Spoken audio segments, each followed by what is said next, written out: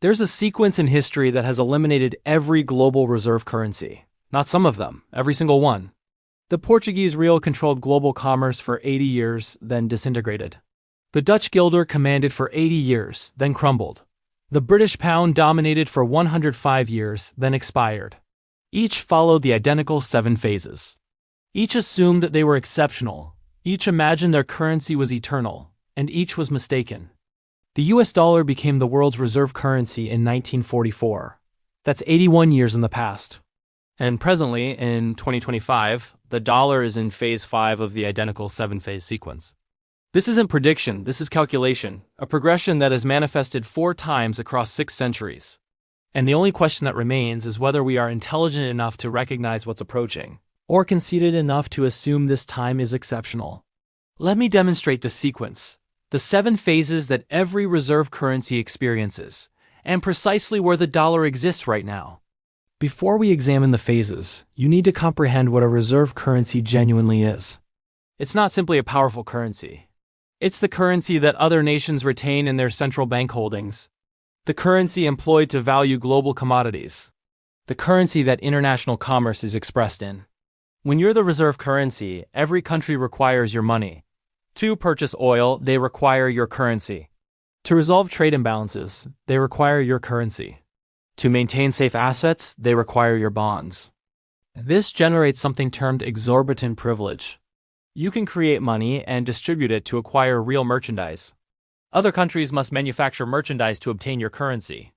You can sustain endless trade deficits because foreign nations must accumulate your currency for holdings.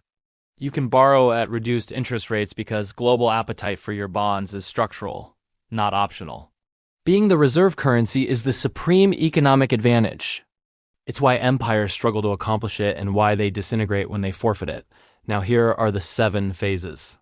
And as we examine them, you'll observe precisely where we are. Phase 1, military supremacy and trade route oversight.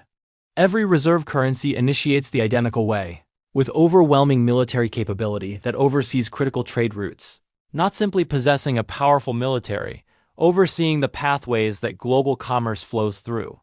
In the 1450s, Portugal accomplished something unprecedented. They mastered oceanic navigation. While other European nations were still following coastlines, Portuguese sailors were traversing open oceans. They rounded the Cape of Good Hope in 1488. This established a sea route to Asia that circumvented the Ottoman-controlled land routes. And they militarized this advantage. Portuguese warships controlled the Indian Ocean, the South China Sea, and the Atlantic. They established fortified trading stations at strategic bottlenecks Goa, Malacca, Macau, Mozambique. These weren't simply ports. They were armed fortresses where Portuguese cannons determined who could exchange and on what conditions. If you desired spices from the Moluccas, you negotiated with Portugal.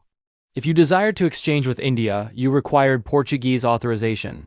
They imposed fees, established tariffs, and confiscated ships that attempted to circumvent their framework.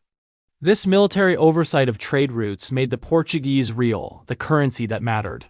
Merchants across Europe, Africa, and Asia required reals to execute commerce in Portuguese-controlled waters. It became the currency of international transactions. Not because it was supported by gold or economically superior, because it was supported by cannons.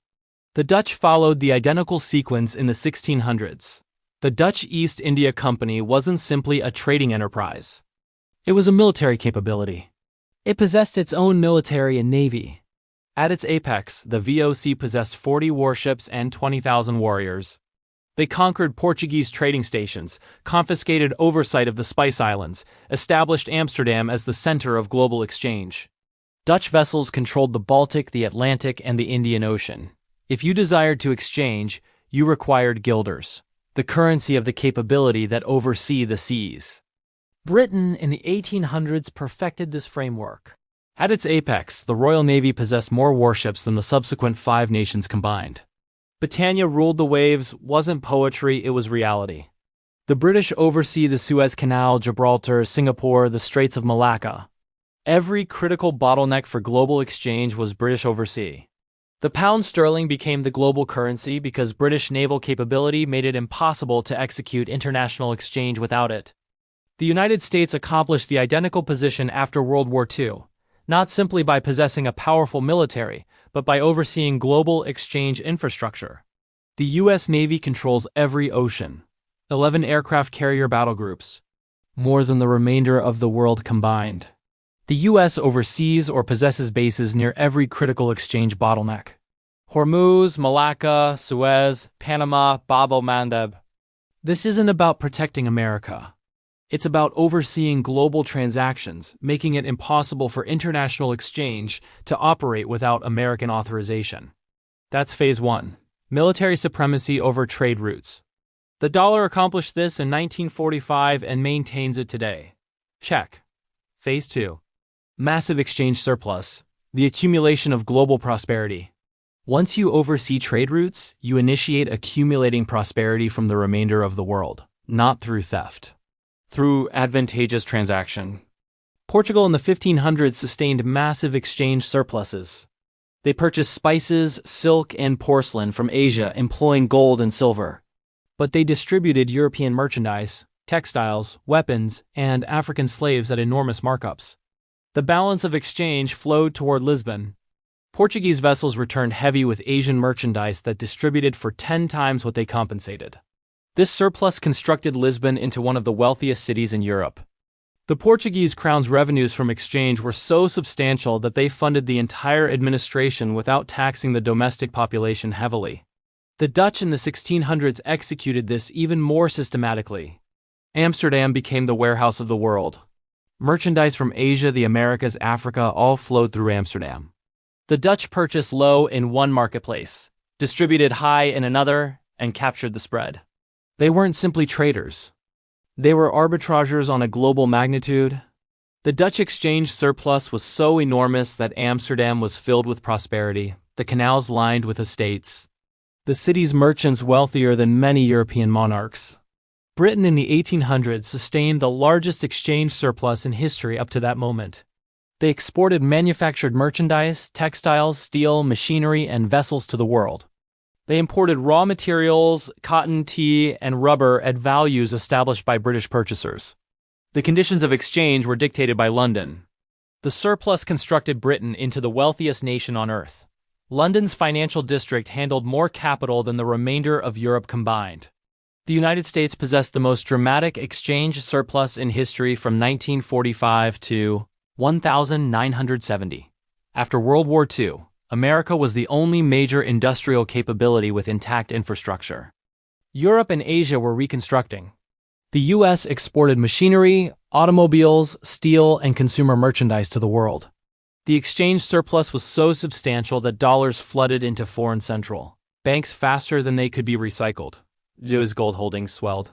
Fort Knox retained over 20,000 tons of gold by the 1950s, more than the remainder of the world combined. This is Phase 2. Massive exchange surpluses. The accumulation of global prosperity through advantageous transaction. The dollar accomplished this from 1945 to 1970. But here's where the sequence begins to transform, because Phase 2 doesn't persist forever. Eventually, the reserve currency nation advances from manufacturing merchandise to consuming them, from exporting to importing, from sustaining surpluses to sustaining deficits, and that's when Phase 3 initiates. Phase 3. Reserve currency status formalized. The tipping moment. At some moment, the world formalizes what's already accurate. They officially adopt your currency as the reserve. This is the apex. The moment of maximum capability.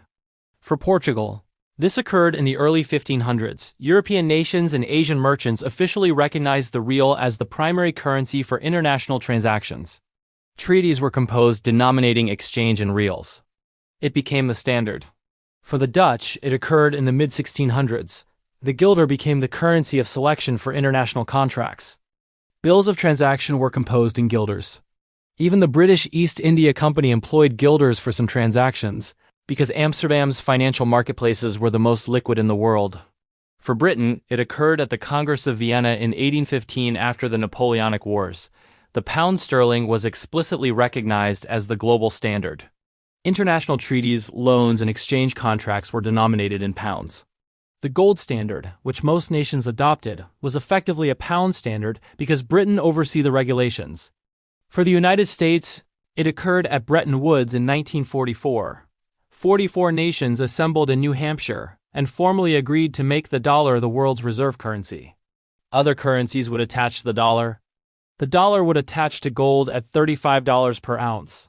The International Monetary Fund and World Bank were created to administer this framework. It was the most explicit formalization of reserve status in history. But here's what nobody conveys about Phase 3. This is the apex. This is as favorable as it becomes, because formalizing reserve status generates the seeds of its own destruction. Once you're the reserve currency, the world requires your currency more than they require your merchandise. So you cease manufacturing merchandise. You initiate importing. The exchange surplus reverses into a deficit, and the deficit becomes permanent. This is termed the Triffin dilemma, named after economist Robert Triffin, who explained it in 1960. For the world to possess sufficient dollars to employ as holdings and for exchange, the U.S. must sustain exchange deficits. The U.S. must transmit dollars abroad. But sustaining endless deficits undermines the value of the currency. You can't be both the world's reserve currency and maintain a powerful exchange balance. It's mathematically impossible. So every reserve currency, once it reaches Phase 3, initiates the slide towards Phase 4. Phase 4. Deficit expenditure and existing beyond means. The reversal. This is where the sequence becomes irreversible. The reserve currency nation ceases manufacturing prosperity and initiates consuming it. Portugal witnessed this in the mid-1500s. The exchange surplus disappeared. Instead of exporting merchandise, Portugal was importing everything. Grain from Sicily, textiles from Flanders, manufactured merchandise from across Europe. They compensated for this with gold and silver from Brazil and Africa, but they weren't manufacturing prosperity. They were expending prosperity accumulated earlier. The Portuguese crown's expenditure exploded. King João III expended lavishly on palaces, churches, and the royal court. Military expenses to maintain the empire drained resources. And here's the key. They didn't notice the problem because the money kept flowing. As long as Brazilian gold kept arriving, they could keep expending. But the gold wasn't infinite, and they weren't constructing anything productive with it. They were consuming. The Dutch in the 1700s followed the identical trajectory. After a century of exchange surpluses, the Dutch became net importers. Amsterdam's prosperity made its citizens comfortable. Why labor in factories when you can exist off accumulated capital? Dutch investment transformed from exchange and manufacturing to finance. They became bankers to Europe, lending to other nations instead of manufacturing merchandise. This generates returns, but it's passive income, not productive growth. The exchange balance reversed. They were importing more than exporting. They compensated for it by liquidating accumulated prosperity. Britain in the early 1900s confronted the identical reversal. By 1900, Britain was sustaining exchange deficits. They imported food, raw materials, and increasingly manufactured merchandise. They compensated for this with returns on overseas investments. Centuries of accumulated prosperity invested in railroads, mines, and enterprises across the empire. The investment income was enormous, but it was extracting prosperity created elsewhere, not creating new prosperity at home. British manufacturing declined. Factories that had led the Industrial Revolution were closing or falling behind American and German competitors. The exchange deficit expanded every year, existing beyond their means, financed by liquidating the past. The United States entered Phase 4 in 1971. That's when the exchange surplus permanently reversed into a deficit. By the 1980s, the deficit was expanding rapidly. By the 2000s, the U.S. was sustaining the largest exchange deficit in history, $800 billion annually. The U.S. imports far more than it exports. Consumer merchandise, electronics, automobiles, textiles, everything from abroad. How is this financed? By exporting dollars, creating currency, and exchanging it for real merchandise. This operates only because the dollar is the reserve currency. Other nations require dollars for holdings and exchange, so they accept them. But this is existing beyond means, consuming more than you manufacture. And it's the identical sequence that preceded the disintegration of every previous reserve currency. Phase 5. Currency debasement and money creation. The desperate measure.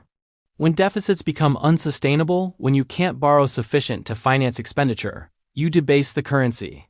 You create money. Portugal executed this in the 1550s, confronting deficits and declining exchange revenues. The Portuguese crown initiated debasing the real. They reduced the silver content in coins, issued more currency than they possessed metal to support it. This caused inflation, values rose. Merchants initiated refusing reals or demanding more of them for merchandise. The currency's purchasing capability eroded. By the 1570s, the real was forfeiting credibility. International merchants initiated preferring other currencies for exchange. The Dutch executed this in the 1700s. The guilder had been supported by a powerful banking framework and conservative monetary policy. But by the mid-1700s, the Dutch administration was borrowing heavily to finance wars and maintain their colonial empire. When borrowing became too expensive, they initiated inflating the currency, creating money to cover deficits. The guilder's value declined. By the 1780s, it was no longer the preferred currency for international exchange. Britain debased the pound through 2 world wars. World War I forced Britain to create money and abandon the gold standard temporarily. They returned to gold in 1925, but at an overvalued rate, which caused economic pain. World War II forced them off gold permanently. By 1945, the pound was floating and forfeiting value. Britain created money to reconstruct and fund the welfare state. The pound devalued repeatedly. In 1949 and 1967, each devaluation eroded international confidence. By the 1970s, the pound was no longer a reserve currency, it was a regional currency. The United States entered Phase 5 in 2008. The financial emergency forced the Federal Reserve to create money on a magnitude never witnessed before. Quantitative easing. $3.5 trillion created from 2008 to 2014. Then COVID struck. $7 trillion more created from 2020 to 2022. The money supply expanded faster than at any moment in American history outside of wartime. This is currency debasement. Not by reducing metal content in coins, but by expanding the supply of fiat currency, and the effect is the identical. The dollar's purchasing capability declines, inflation surges. In 2021 and 2022, inflation struck levels not witnessed in 40 years. The distinction between the U.S. and previous reserve currencies is magnitude.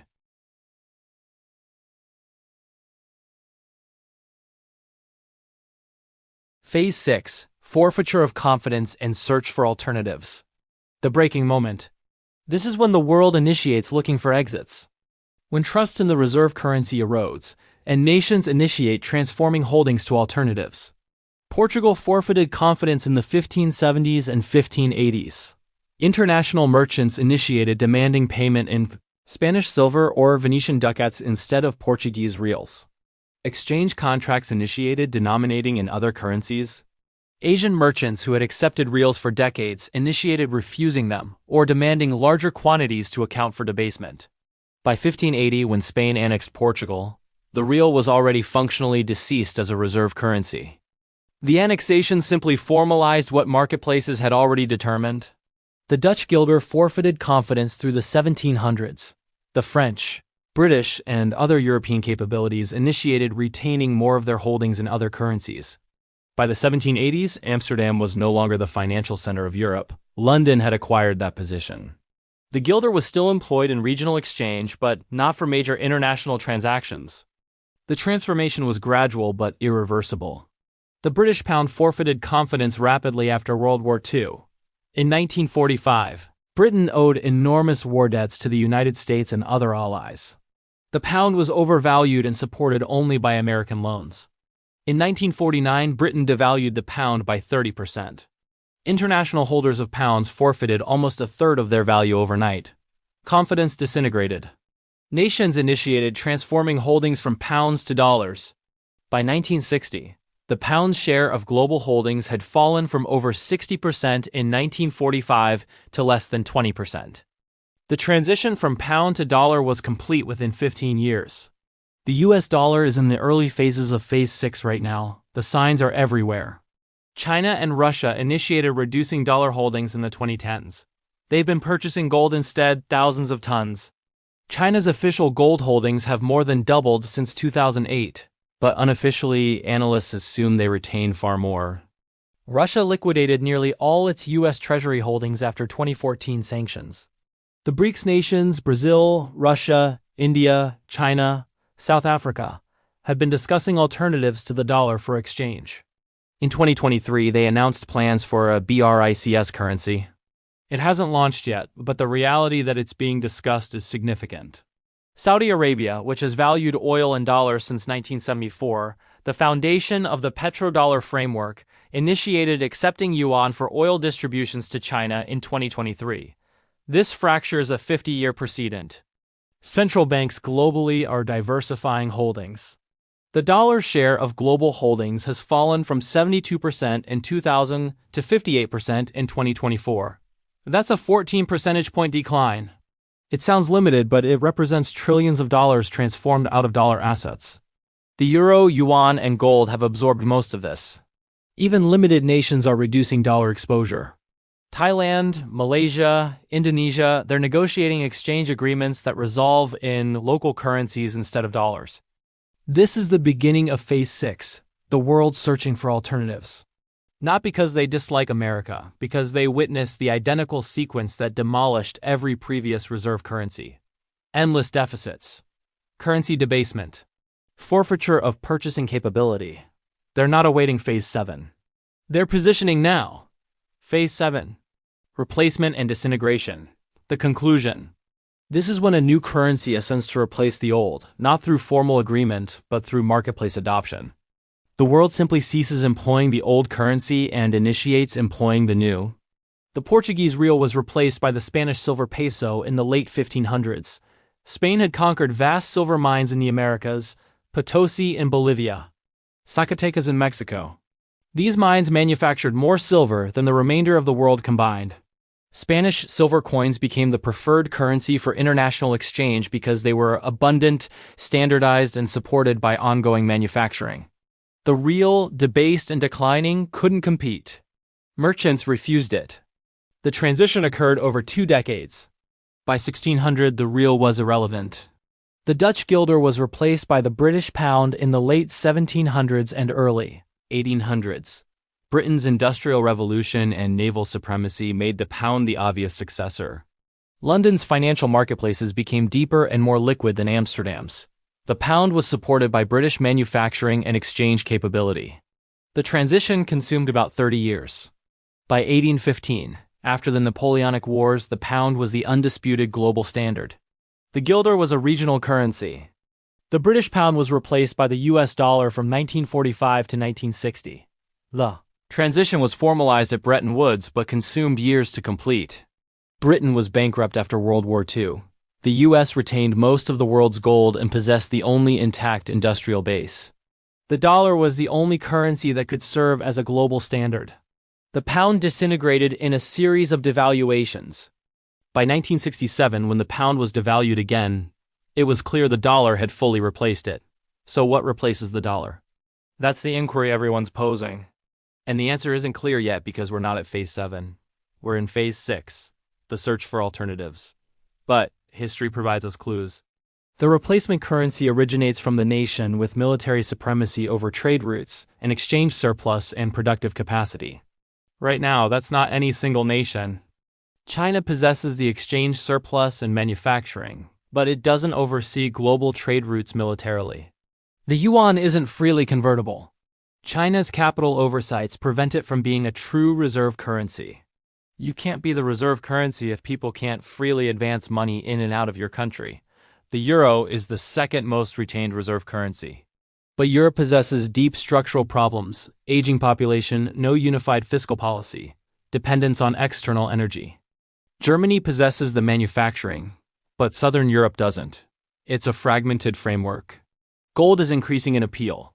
Central banks are purchasing more gold than at any moment since the 1970s. Gold can't be created, can't be debased, but it can't magnitude to handle trillions in daily transactions.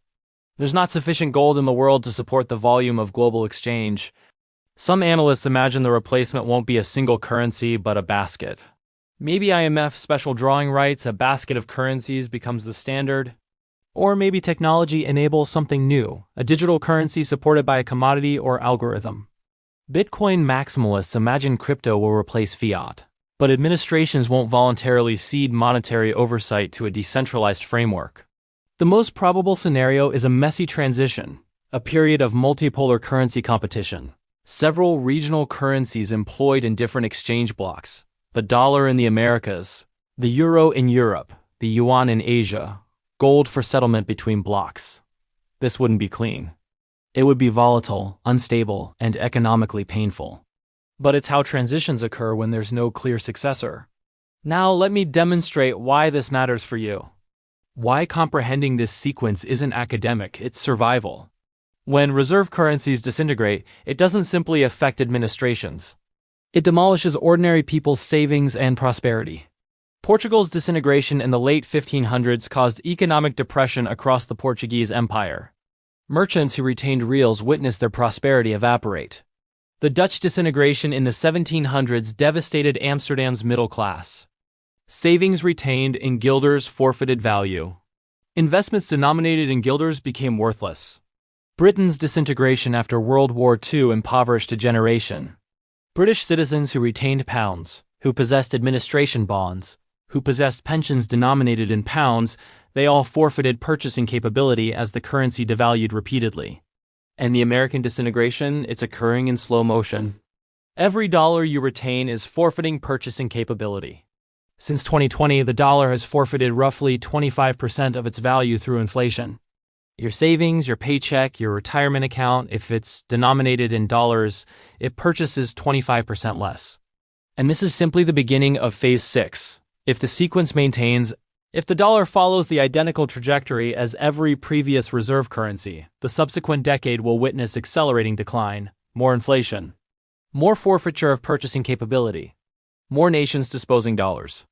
And when Phase 7 arrives, when the replacement occurs, there will be a moment of disintegration, a currency emergency. The dollar could forfeit 50% of its value in a matter of months. This occurred to the pound in 1949. It can occur to the dollar. So what do you execute? First, comprehend that retaining dollars is a risk, not a safe haven, a risk. The dollar is forfeiting reserve status. Gradually now, but accelerating. Diversify out of pure dollar exposure. This doesn't signify abandon dollars entirely. You require dollars to exist if you're in the US, but don't retain all your prosperity in dollars.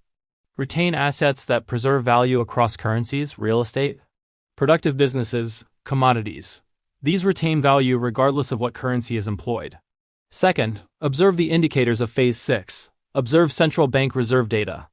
If you witness accelerating declines in dollar holdings, that's confirmation the transition is accelerating up. Observe exchange agreements. If major nations initiate resolving exchange in other currencies, that's a sign. Observe gold values.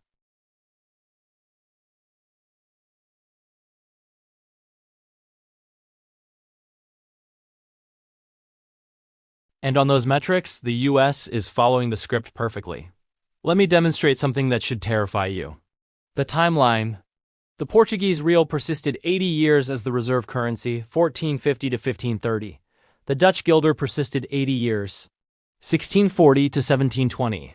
The British pound persisted 105 years, 1815 to 1920.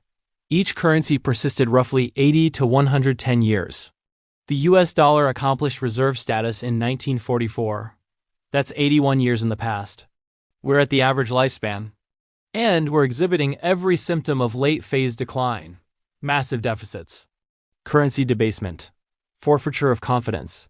Search for alternatives. The sequence states what arrives next. Phase 7. Replacement. But here's what's distinct this moment. And this is genuinely distinct. Not the usual. This moment is distinct. Delusion. Every previous reserve currency disintegration was regional. When the real disintegrated, it affected Portugal and its exchange partners. When the guilder disintegrated, it affected Amsterdam and Northern Europe. When the pound disintegrated, it affected Britain and the Commonwealth. But when the dollar disintegrates, it's global. The dollar is embedded in every economy, every central bank, every exchange transaction, every commodity value. Oil, gold, wheat, all valued in dollars. When the dollar forfeits reserve status, there's no component of the global economy that isn't affected. This signifies the transition will be more chaotic than any previous transformation. There's no clear replacement ready to absorb the role. The magnitude of dollar-denominated debt globally, Over $70 trillion in bonds alone signifies that a dollar disintegration initiates defaults across every continent. Emerging marketplaces that borrowed in dollars won't be able to repay. Corporations that issued dollar bonds will confront bankruptcy. Even developed nations that retain dollar holdings will witness their central bank balance sheets implode. The systemic risk is orders of magnitude larger than 1949 when the pound disintegrated, or 1780 when the guilder disintegrated. This isn't simply a currency transition. It's a restructuring of the entire global financial framework. And restructurings are never smooth. They're painful, chaotic, and destructive to existing prosperity. Let me be very clear about what I'm not stating. I'm not stating the dollar will disintegrate tomorrow. I'm not stating the US will become a failed state. I'm not stating you should panic and distribute everything. What I'm stating is that the sequence exists. 7 phases. 4 historical examples. And the US dollar is currently in phase 5, entering phase 6. The timeline states we possess maybe 10 to 20 years before phase 7. Maybe less if the transition accelerates. Maybe more if the US can somehow fracture the sequence. But fracturing the sequence requires something no previous reserve currency managed. It requires reversing the deficits, ceasing the money creation, reconstructing productive capacity. These aren't simply policy selections. They're politically almost impossible, because they require short-term pain for long-term stability, and democracies don't vote for pain. They vote for comfort, for stimulus, for creating money to avoid hard selections, so the sequence continues. Phase 6 accelerates into phase 7, and the people who comprehend this position themselves accordingly, they diversify out of pure dollar assets. They retain real assets. They observe the indicators. And when phase 7 arrives, when the replacement occurs, they're not caught retaining a currency that's disintegrating. They're retaining assets that maintain value across currencies. This is what the Portuguese merchants who witnessed the real disintegrating executed. They transformed to Spanish silver. This is what the Dutch bankers executed when the guilder declined. They advanced prosperity to London. This is what the British elite executed after World War II. They advanced prosperity to dollars and dollar assets. And this is what intelligent money is executing right now. Not all at once, not in a panic, but systematically, quietly over years. The reserve currency death sequence isn't a conspiracy. It's a historical cycle documented across 6 centuries. 7 phases, 4 currencies, and now a 5th. The only inquiry is whether you will witness it before it completes or whether you will be the liquidity that transfers prosperity to those who executed. The sequence is clear. The timeline is evident. The dollar is in phase 5, and history states phase 6 and 7 follow, not as possibilities, as probabilities bordering certainty. This is how reserve currencies expire. Not with invasion or catastrophe, with calculation. Gradual then rapid, ignored then undeniable. And by the moment everyone witnesses it, the transition is complete. If this transformed how you witness the dollar, the global economy, and what's approaching, then you're initiating to witness the sequence. 4 times it manifested, 80 to 110 years, 7 phases, and it's manifesting again right now. Subscribe if you desire to track phase 6 as it unfolds. Because comprehending the sequence won't cease it, but it might preserve you from being demolished by it.